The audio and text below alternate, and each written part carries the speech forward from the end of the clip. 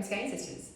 So I have wet my shawl and spun it all out, and here it now is, and I've spread it out ready to start blocking it properly. I'm using some blocking mats, and you want to use something like a yoga mat, or you can get mats like this if you don't have any of these ones at somewhere like Bunnings or Clark Rubber has them. You don't want to be doing it onto a towel because a towel stays really wet and it stops the garment or the shawl actually drying properly. So I didn't really show you the size of it before, but it has already increased in size by about 25%, which is fantastic. It's lost some of its structure because this is a superwash yarn. It will lose it a little bit more and it becomes really quite sort of loose and floppy, but that allows us to really give it an amazing block, which is going to just give it incredible drape and kind of set the pattern in place.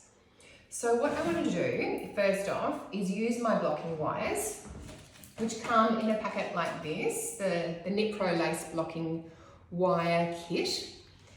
And, oh, there's a really short little one. Don't know if that's going to be any use, but I'm going to get these very long ones. I'm not going to put anything at the moment into this inside edge of the shawl because I'm going to start by putting the wires into the outside. This inside will actually get just pulled into shape by actually pulling out the outside, and I'll show you when we get to that point.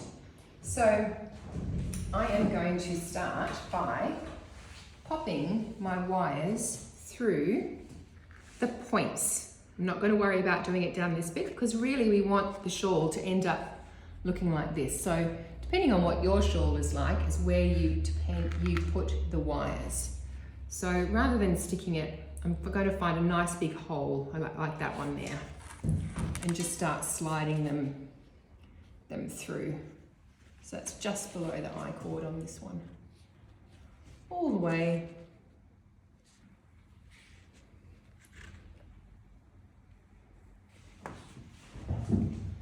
And that's probably long enough because if we have it too far down this end, when we pull it out, it's going to pop off. So then we get the next one. And I usually will pop it into that same spot there. And keep on going all the way around.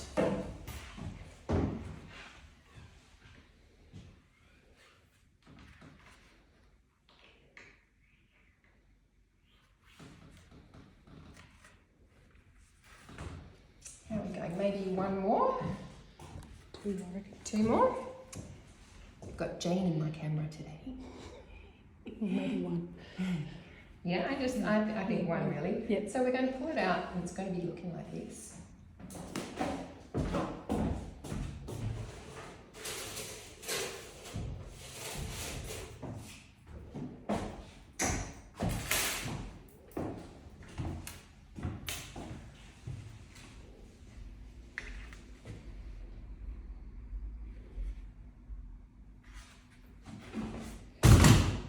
You do need a lot of space and you need somewhere that is away from children and animals. We were just discussing how Jane's cat loves to sit on hers. So maybe even on like a queen size bed, if you've got a spare bed, that can often be a good place where a dog can't get onto it.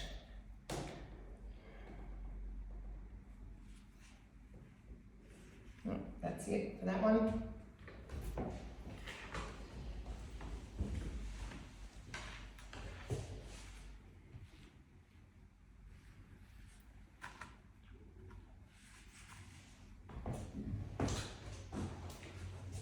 And that's actually a really long place where there's no point. Okay, so what I do now is I have got a couple of different types of blocking pins. So we've got these ones, the knit blockers, and this is just a rainbow pack, which are really cute. And I've got a whole lot of big pins like this. Or we've got T-pins, which are like that, which are going to actually be perfect to block this with. you need to stop, it's fine. So, I just start by putting pins in, because we might have to pull it out in stages.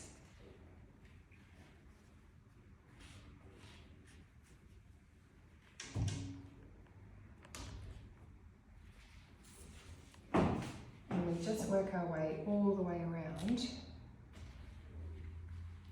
And you can see how much I'm really pulling it out. It's not going to hurt it, it's actually going to make it that much more beautiful.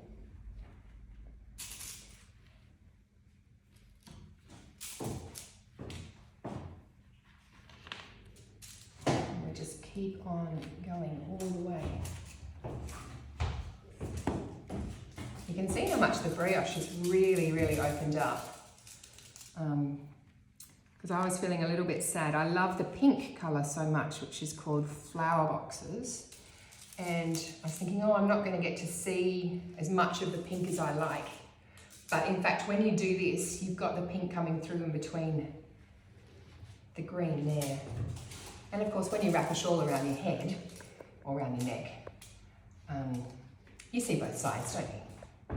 Now, I might have to move one of my mats. There we go, Jane's got one for me. I'm going to pop that in there. Sometimes you might have to take one from underneath through here, if you haven't got enough.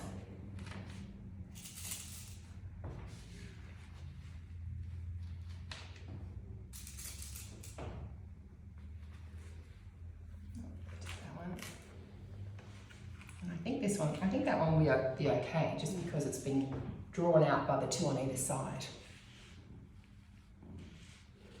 So, there we go. Now, you can actually keep on.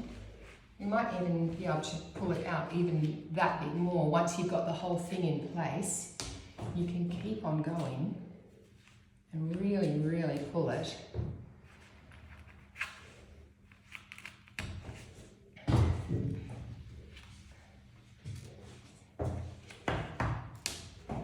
Until you get this amazing big shape.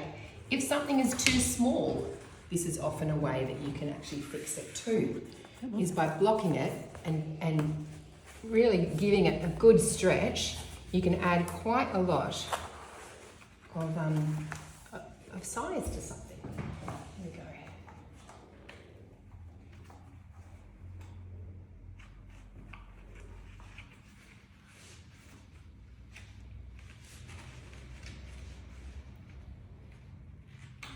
Pin, got a cord in my stitch. There we go, that's better.